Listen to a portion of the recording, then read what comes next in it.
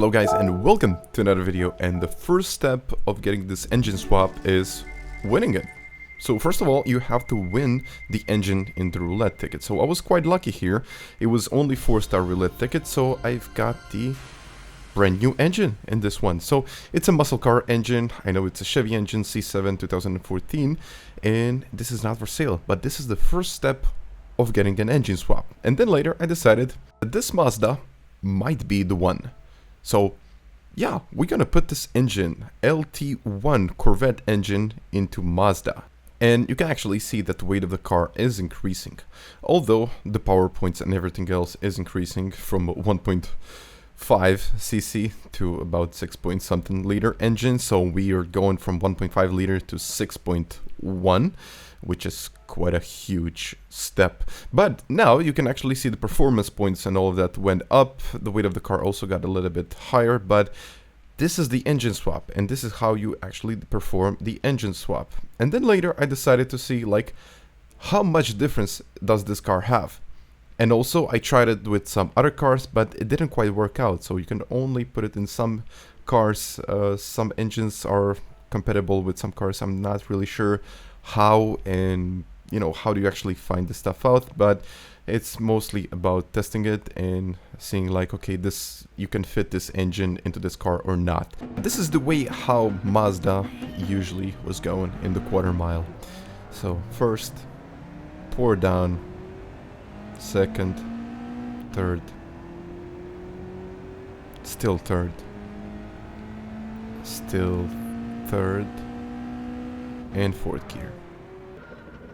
Okay, this wasn't really much, but now third gear. I can see how much of this is so much wheel spin that you're getting out of this car. It's unbelievable.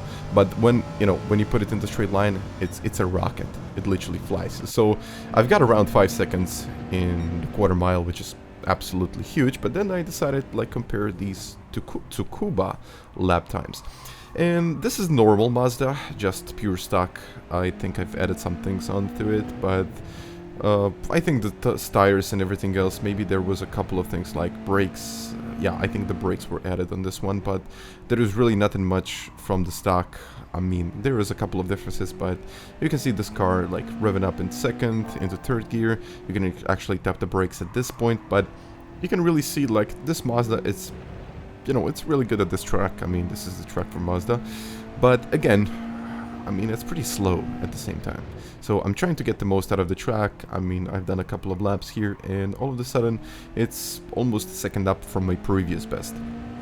But I knew this car can do a lot better, so later you will see how much better you can actually get. So around the second up, I think this lap can go down even further. I think it can go down into 110s.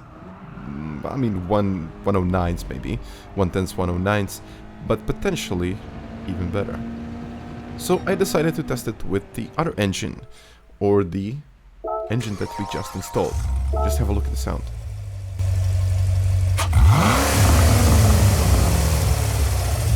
Yeah, that's the sound of the engine. But then I decided to put the power down in fourth gear, and the car just wouldn't stick to it. It was impossible. It was really impossible to put the power down. It was like I was driving a boat, but I was actually driving this little Mazda Miata.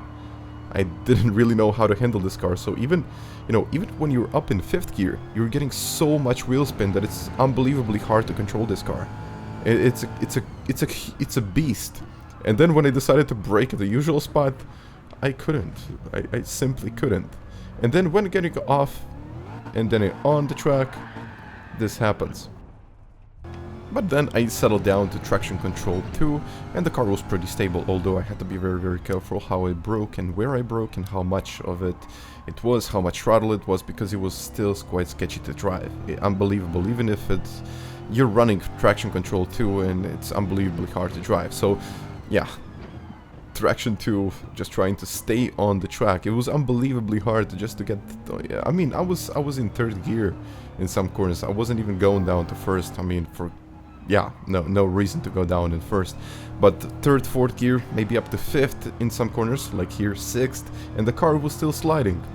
and the car was still sliding. Such a light car with so much horsepower. It's unbelievable how much you get out of this. But of course we had comfort soft tires. It's, you know, sometimes when you upgrade a car, which I'm gonna do in my next video, I'm gonna upgrade it and see what this car can do.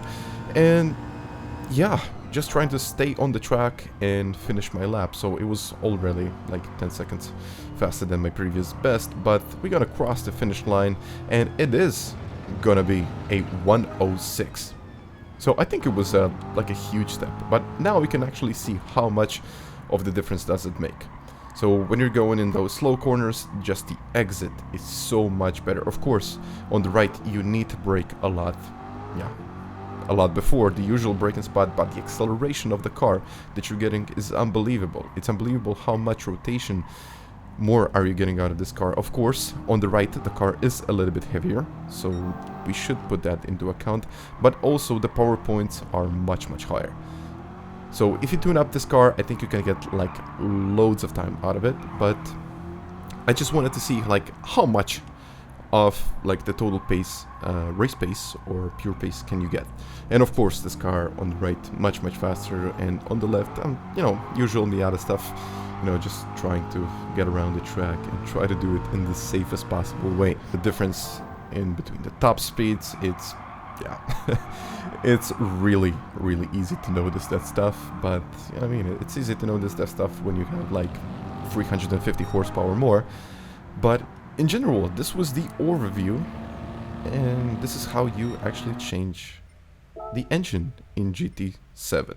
So guys, once again, thank you very much for watching my videos. Thank you very much for this, and you know, you can eventually even hit the like button, or maybe even subscribe to the channel if you really like it. But once again, thank you very much for watching, and see you next time. Bye.